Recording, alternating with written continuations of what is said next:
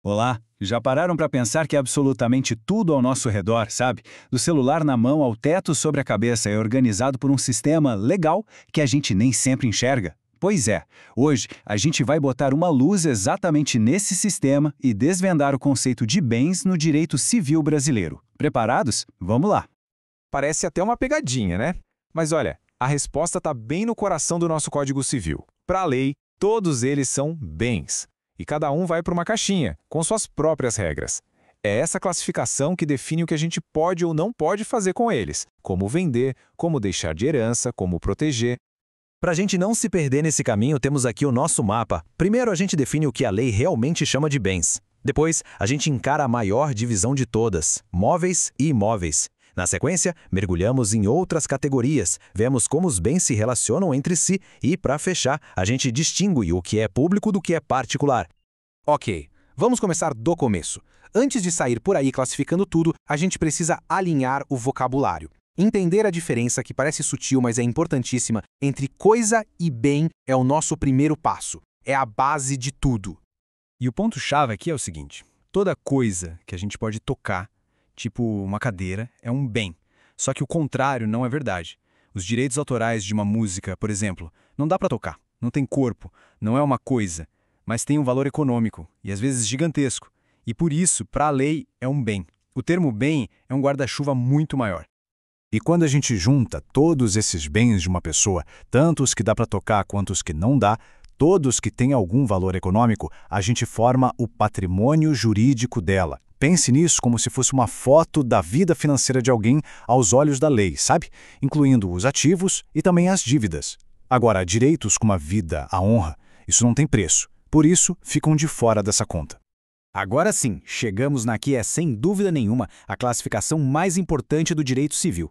É a que gera mais consequências na prática. Saber se um bem é móvel ou imóvel simplesmente muda as regras do jogo para tudo. Para fazer um contrato, para dar em garantia, para receber herança e, principalmente, para transferir a propriedade. Então, o que faz um bem ser considerado imóvel?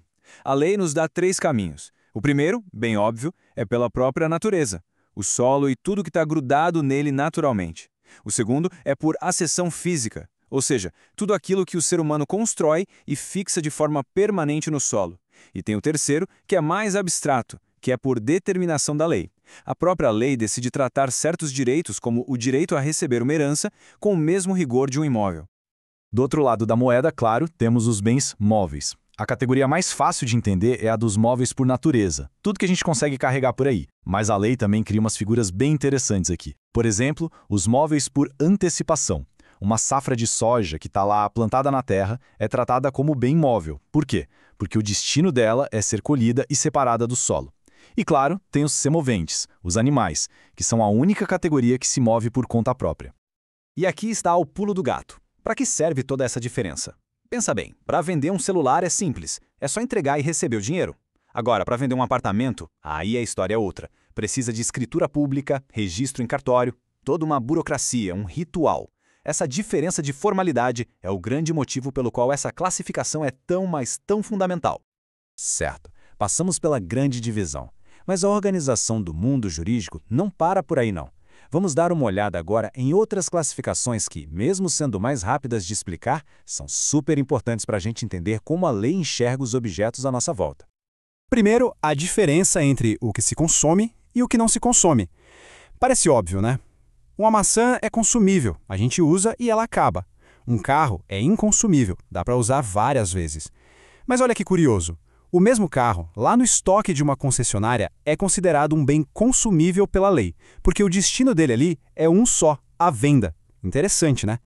Depois temos o que pode ser dividido e o que não pode. Um saco de arroz é divisível. Um quadro, uma obra de arte? Por sua própria natureza, claro que não. Mas essa indivisibilidade também pode ser imposta. Pode ser pela lei, que proíbe dividir um terreno em lotes muito pequenos, por exemplo, ou até mesmo por um contrato entre as partes. E para fechar essa sessão, a distinção entre singular e coletivo. Um bem singular é um item visto por si só. Pode ser algo simples, como uma caneta, ou algo composto, como um carro, que é feito de várias peças. Já os bens coletivos, que a lei chama de universalidades, são um conjunto de bens singulares que juntos formam um todo com identidade própria. Pense numa biblioteca ou num rebanho. Ok, já classificamos os bens em suas caixinhas. Agora, vamos mudar um pouco a perspectiva. Como é que eles se relacionam entre si? A ideia de um bem principal e de um bem acessório é a chave para entender como o destino de um pode acabar arrastando o destino do outro. A definição é bem intuitiva, na verdade. O bem principal é aquele que existe por conta própria, não depende de mais nada para existir. Pense num terreno. Já o bem acessório, bom, ele só existe ou só faz sentido por causa do principal. Pense numa casa construída naquele terreno. A casa está totalmente ligada ao destino do terreno, concorda? E essa frase aqui, pessoal, é a regra de ouro de toda essa relação. Ela diz basicamente que o que acontece com o bem principal acontece também com o acessório. Se o terreno é vendido, a casa construída nele vai junto, a não ser que exista um acordo muito específico dizendo o contrário. É um dos princípios mais fortes do direito das coisas. Para a gente diferenciar os tipos de acessórios, essa analogia do pomar é perfeita. Vamos lá. As laranjas são os frutos, porque o pomar produz e continua lá, inteiro. Agora, se a gente extrair a argila do solo, isso é um produto, porque diminui a substância do pomar. Um sistema de irrigação que a gente instala é uma benfeitoria, uma melhoria. E o trator que a gente usa na colheita? Ele é uma pertença. Ele serve ao pomar, mas continua sendo uma coisa separada, com vida própria. E a lei vai ainda mais fundo, detalhando os tipos de benfeitorias. Isso é crucial em contratos de aluguel, por exemplo. Temos as necessárias, que são para impedir que o bem estrague, as úteis, que melhoram o uso dele, e as voluptuárias, que são de puro luxo ou embelezamento. Cada uma delas vai gerar um direito diferente de indenização ou de retirada para quem a fez.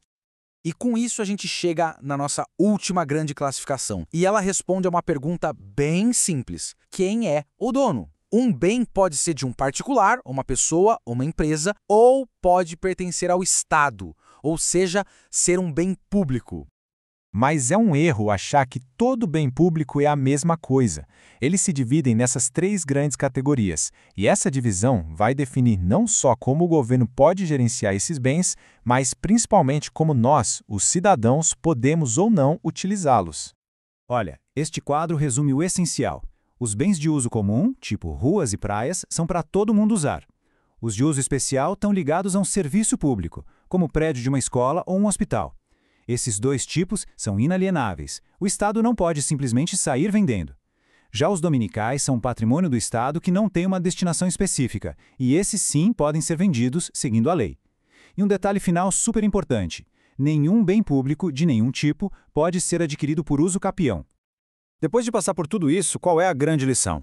É que esse sistema de classificação, que parece tão abstrato, tão teórico, é, na verdade, a arquitetura invisível que governa a nossa relação com tudo que tem valor no mundo, seja material ou não.